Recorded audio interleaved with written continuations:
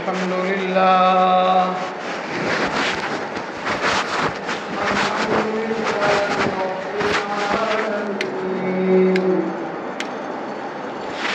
والعاقبة للمتقين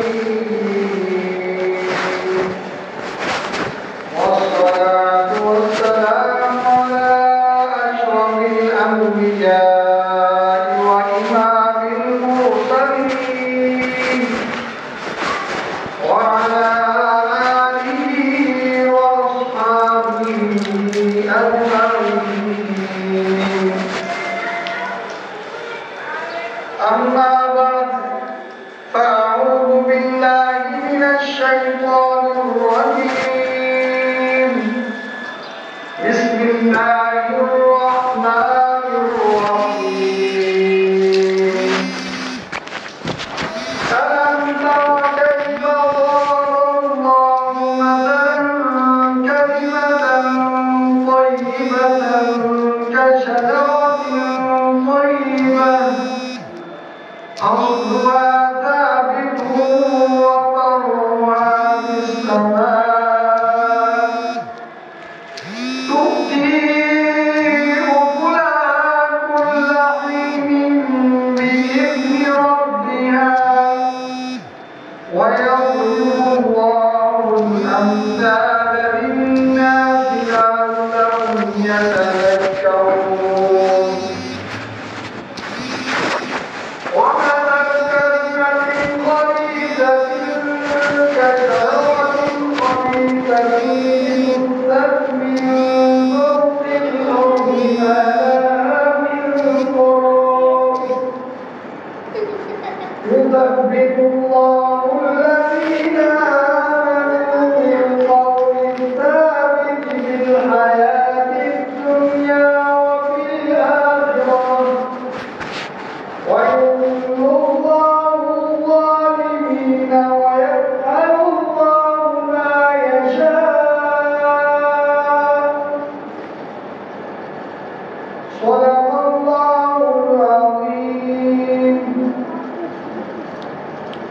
اللهم صل على محمد وعلى آل محمد كما صليت على إبراهيم وعلى آل إبراهيم إنك حميد مجيد.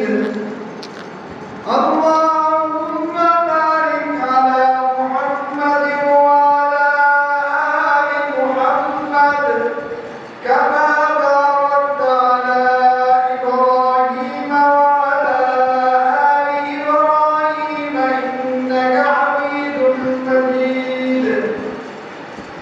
سبحان ربك رب العزة عما يصفون وسلام على المرسلين والحمد لله رب العالمين. मेरे इंतहाई काबिल वादी वफाद सामीन इकराम बुजुर्गों दोस्तों वसीलों अस्सलामु अलैकुम व रहमतुल्लाहि व बरकातुहू। अल्लाह पाक का जितना भी शुक्र किया जाए कम है कि अल्लाह पाक ने हमें कलमा तय्यबा की दौलत से माला माल किया। ये अल्लाह का इतना अजीम एहसान है कि अगर हम शब रोज 24 घंटे इस नेमत पर अल्लाह का शुक्र अदा करें तो हम शुक्र अदा नहीं कर सकते। बे इंतहा आला दर्जे की ये नेमत है अल्लाह पाक।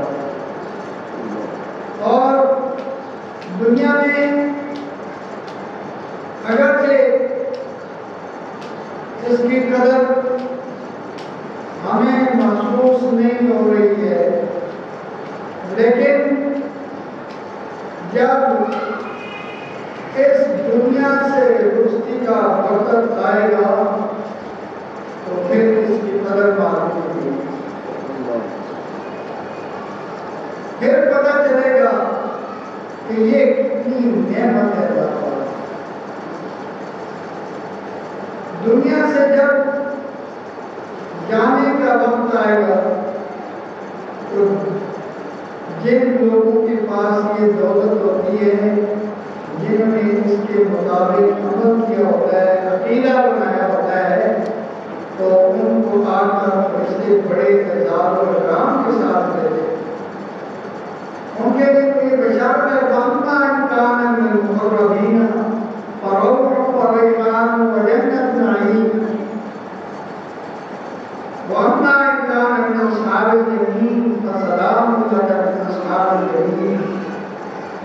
یہ فرشتے بڑی خوشخبری سنانے رہتے ہیں، تَتَنَزَّلُ عَلَيْهِمُ الْمَلَائِكَةُ أَلَّا تَخَافُوا وَلَا تَحْزَنُوا، کہ فرشتے اترتے ہیں اور وہ کہتے ہیں کہ آج تمہیں کوئی غم نہیں، کوئی پریشانی نہیں ہونے دی، أَلَّا تَخَافُوا وَلَا تَحْزَنُوا وَأَبْشِرُوا بِالْجَنَّةِ، اور تم جنت کے ساتھ خوش۔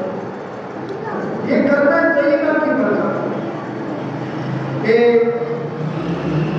دنیا سے رخصت ہونے کا ٹائم ہے، سب پریشان ہیں، لیکن جس کا عقیدہ صحیح ہے، جس نے لا الہ الا اللہ کے مطابق زندگی گزاری ہے، اس کو خوشخبری دی جائے۔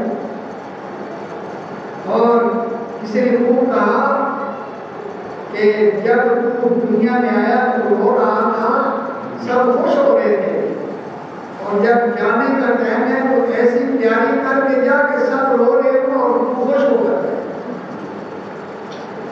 یہ تب بھی ہو سکتا ہے جب تیاری کی ہوگی تو پھر اللہ تعالیٰ کیا فرماتے وَالنَّاشِرُ وَالِ يَشْقَى، پھر روح ایسے بدن سے نکالتے ہیں جیسے کہ مکھن سے باہر نکالتے ہیں، آرام سے نکل جاتے ہیں۔ اور اگر عقیدہ نہیں صحیح اور اعمال ٹھیک نہیں ہیں تو پھر پتہ ہے روح ایسے نکلتی ہے جیسے کہ بیری کے کانوں کے اوپر ریشم کا کپڑا ڈالا ہوا ہو اور اس کو کھینچا جائے تو تار تار ہو جاتا ہے۔ تو کافر کے جسم کے اندر جب خون نکالتے مار کر نکالتے ہیں، وہ نکلتی نہیں ہے، اس کو پتہ ہے کہ اگر جام آگے بڑا خطرناک ہے، وہ نہیں نکلنا چاہتے، لیکن اس کو کیا کرتے ہیں یا النفس الخبیثہ، اے خبیث تو نکل، بہت ہو گیا تم نے بغاوت کر دی ہے۔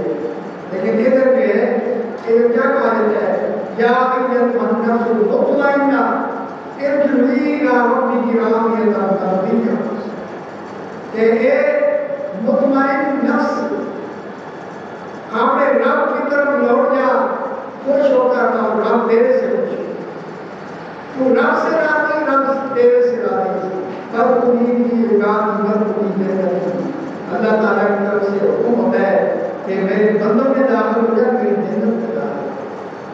تو میں آج جو آپ کے سامنے جو بیان کرنا چاہتا ہوں وہ کرنا طیبہ، یہ اللہ پاک کا انمول جو ہے، یہ نعمت ہے اللہ پاک کی، اس کی کوئی قیمت نہیں ہے، پوری دنیا کی اگر ہم اکٹھی کر لیں تو اس کی قیمت نہیں کر سکتے۔ اللہ تعالیٰ فرماتے ہیں أَلَمْ تَرَ كَيْفَ ضَرَبَ اللَّهُ مَثَلًا كَلِمَةً طَيِّبَةً كَشَجَرَةٍ طَيِّبَةٍ أَصْلُهَا ثَابِتٌ وَفَرْعُهَا فِي السَّمَاءِ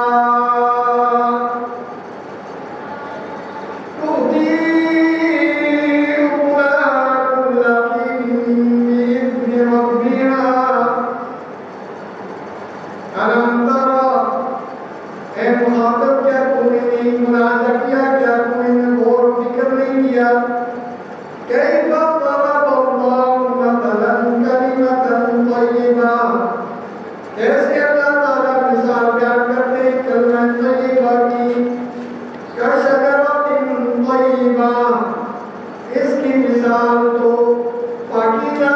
کی طرح ہے. اصلها ثابت وفرعها في السماء. اس کی جڑیں زمین کے اندر مضبوط ہیں اور اس کی شاخیں آسمان میں پھیلی ہوئی ہیں. تؤتی اکلها كل حين بإذن ربها. اور وہ اپنا پھل لاتا ہے ہر وقت اللہ کے حکم سے. اب یہاں کلمہ طیبہ کو شجرہ طیبہ سے تشبیہ دی. شجرہ طیبہ ایک وصف کا بیان ہے کہ بڑا عمدہ درخت ہے. یہ کلمہ بھی پاکیزہ ہے اور جس کے ساتھ تشبیہ دی گئی ہے وہ بھی طیبہ ہے، وہ بھی عمدہ ہے. اور پھر ایسا درخت ہے جس کی جڑیں زمین کے اندر مضبوط ہے. آپ کو معلوم ہے کہ جب درخت کی جڑیں مضبوط ہوں تو پھر وہ درخت آپ اندازہ لگائیں کہ کتنا پھلدار ہوگا، کتنا وہ بڑھے گا. فرمایا کہ اس کی جڑیں جو ہیں وہ زمین کے اندر ہیں، کے واسطے ہیں، اور اس کی شاخیں جو ہیں وہ آسمان کے بلندی کے اندر ہے. اور اس کا پھل جو ہے وہ آپ کے وقت پہ وہ پھل دیتا ہے. آپ کے وقت پہ پھل دینے کا مطلب تو یہ ہے، ایک تو یہ ہے کہ وہ اس کا پھل ہر وقت مل جاتا ہے اور اس سے مراد موجودہ درخت ہے. کھجور ایک ایسا درخت ہے کہ اس کا پھل تو باقی درختوں کی طرح اپنے ٹائم پہ ہی ہوتا ہے، لیکن یہ پھل جو ہے نا ایک موسم سے لے کر دوسرے موسم تک مارکیٹ میں کسی نہ کسی ضرور ختم نہیں ہوتا، کیونکہ اللہ پاک نے اس کو شجرہ طیبہ فرمایا ہے. اور پھر یہ ایسا درخت ہے کہ پت جھڑ کے موسم میں، خزاں کے موسم میں اس کے پتے بھی ہیں. اور پھر اس کی ہر چیز یہ کارآمد ہے. اس کے پتے بھی کارآمد، اس کی شاخیں بھی کارآمد، اس کا تنا بھی کارآمد، سب کچھ اس کا. یہ باقی درختوں کی طرح نہیں ہے کہ ان کے پتے خشک ہو جاتے ہیں، آندھی آ جاتی ہے گر جاتے ہیں. ایسا ہے یہ عمدہ درخت ہے. اب کلمہ طیبہ کو اس کے ساتھ جو تشبیہ دی ہے تو اس کو ذرا سمجھنے کی ضرورت ہے، کیونکہ اگر یہ مثال سمجھ آ جائے تو پھر جو ہے نا یہ کام بن گیا. درخت کہتے کس کو ہے یہ بات سمجھیں. درخت کے اندر تین چیزوں کا ہونا ضروری ہے. کتنی چیزوں کا ہونا ضروری ہے؟ تین چیزوں کا. درخت کے اندر کتنی چیزوں کا ہونا ضروری ہے؟ تین چیزوں کا. کیونکہ آپ بولیں گے تو مجھے پتہ چلے گا کہ آپ ہیں، مجھے نظر تو نہیں آتا نا، میں آپ کی آوازیں سن سکتا ہوں. تو درخت کے اندر تین چیزوں کا ہونا ضروری ہے. ایک اس کی جڑیں، دوسرا اس کا تنا، اور تیسرا اس کی شاخیں. درخت کے اندر ان تین چیزوں کا ہونا ضروری ہے. اب یہ جو ایمان ہے یہ بھی اس درخت کے معنی ہے. اب اس کے اندر بھی تین چیزیں ہوتی ہیں. ایک تو یہ ہے کہ دل سے تصدیق، دل سے اللہ کو وحدہ لا شریک ماننا، لا الہ الا اللہ، کہ اللہ کے سوا کوئی بھی معبود نہیں ہے، کوئی کارساز نہیں ہے، کوئی حاجت روا نہیں ہے، کوئی مشکل کشا نہیں ہے. یہ بات جب ہمارے دل میں راسخ ہو جائے گی تو پھر یہ سمجھیں کہ دل سے ہمیں کیا کرتے تصدیق کرتے. جب یہ چیز ہمارے دل میں آ اور دوسری چیز یہ ہے کہ زبان سے اقرار، زبان سے اقرار ہم سب پڑھ لیں لا الہ الا اللہ محمد رسول اللہ، اللہ اکبر، یہ عظیم کرنا ہے، یہ معلوم ہے سب کو۔ نبی کریم صلی اللہ علیہ وسلم نے فرمایا کہ جس شخص نے لا الہ الا اللہ پڑھ لیا داخل الجنہ، اس نے اگر شرک نہ کیا ہوگا تو جنت میں ضرور داخل ہوگا۔ تو یہ دوسری چیز کیا ہے؟ اقرار، اقرار باللسان۔ پہلی ہے تصدیق بالجنان، دل سے تصدیق کرنا، دوسرے اقرار باللسان، زبان سے اس کا اقرار کرنا، اور تیسری چیز ہے عمل بالارکان، ہاتھوں اور پاؤں سے اس پر عمل کرنا۔ یہ تین چیزیں جب ہوں گی تو یہ پھر مضبوط درخت بنے گی۔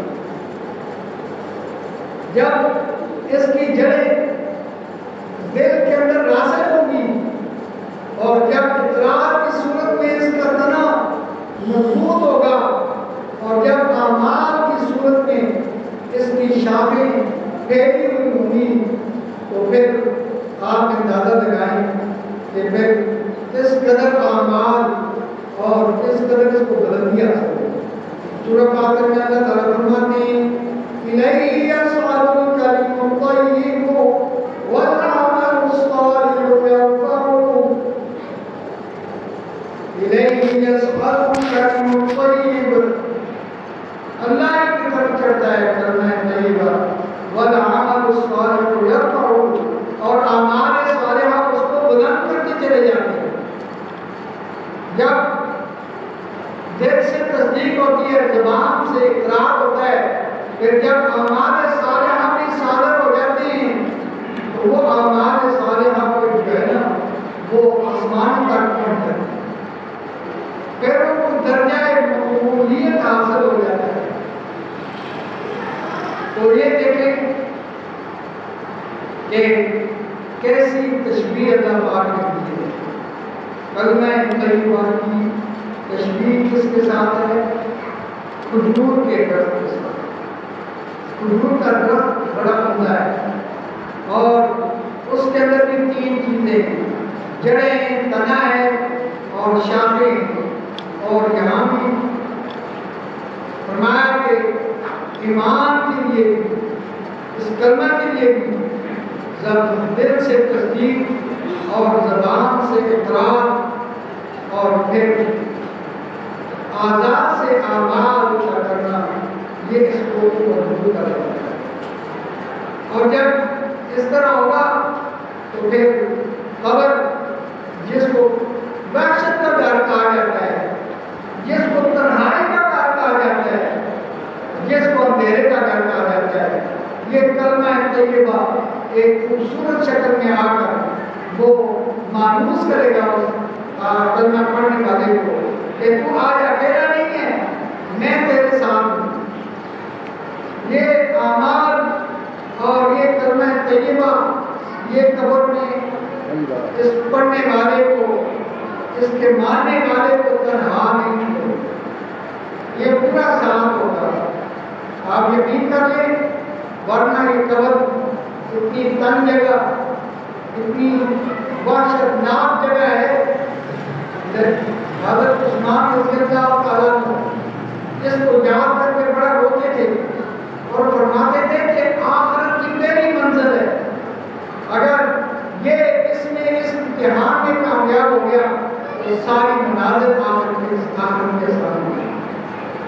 تو یہاں یہ کلمہ طیبہ اور اس کے بعد کیے جانے والے اعمال یہی کام ہے۔ کلمہ طیبہ کے مطابق انسان کا عمل ہو، جس طرح اس کا تقاضا ہے لا الہ الا اللہ، لا الہ الا اللہ ہم پڑھ لیتے ہیں، لیکن اس کو ہم اس کی روح کے ساتھ پڑھیں، اس کے تقاضوں کے مطابق پڑھیں، اور پھر جو ہے ہمیں پیدا ہوگا۔ کیوں کہ جب نبی علیہ السلام نے مشرکین مکہ کو لا الہ الا اللہ پڑھ کر سنایا تھا، وہ سمجھتے تھے کہ لا الہ الا اللہ کے تقاضے کیونکہ وہ صدیوں سے بت پرستی کر رہے تھے. انہوں نے بزرگوں کے نام پر بت بنائے ہوئے ان کی پرست کرتے تھے. بہرحال ان کو پتا تھا کہ اب ہمارے اس نظریے پر زد آ رہی ہے، اس لیے انہوں نے نبی علیہ السلام کی مخالفت کی. ورنہ نبی علیہ السلام کو سب سے اعلیٰ اور ارفع انسان سمجھتے تھے. نبی علیہ السلام کو صادق و امین کا انہوں نے یہ تمغہ دیا ہوا تھا. یہ ایسے نہیں ملا تھا. آج کل تو صادق و امین کے تمغے ویسے مل جاتے ہیں، پتہ نہیں ہو یا نہ ہو. لیکن نبی پاک صلی اللہ علیہ وسلم کو انہوں نے بار بار آزمایا تھا. آزمائش کے بعد ان کا جب رب نہ کا الا مرارا، ہم نے بار بار آپ کو آزمایا ہے اور آپ کو ہمیشہ ہم نے صادق و امین ہی پایا ہے. تو نبی علیہ السلام نے جب لا الہ الا اللہ کی دعوت دی، انہوں نے مخالفت کی. ان کو پتا تھا کہ لا الہ الا اللہ کی کیا مطابق ہے. تو یہ میں عرض کر رہا تھا کہ جب لا الہ الا اللہ کو ہم صحیح سمجھ لیں، اس کے مطابق جب صحیح عقیدہ ہوگا اور پھر اس کے تقاضوں کے مطابق ہمارے اعمال درست ہوں گے، وہ اعمال کے زمین پر نہیں دیں گے، وہ ڈائریکٹ اللہ پاک کے پاس میں دیں گے. اللہ پاک کو بلند کریں گے. نہیں یسمع الکلم الطیب والعمل الصالح یرفعہ. یہ اعمال مومن کے جو صحیح مخلص مومن ہے، راسخ العقیدہ مومن ہے، اس کے اعمال اللہ پاک تک پہنچتے ہیں اور ان کو شرف قبولیت حاصل ہوتی ہے. تو اللہ پاک سے دعا ہے کہ اللہ پاک ہمیں لا الہ الا اللہ کو سمجھ کر اس کے مطابق عقیدہ اور اعمال کرنے کی توفیق عطا فرمائے. وآخر دعوانا ان الحمد للہ رب العالمین.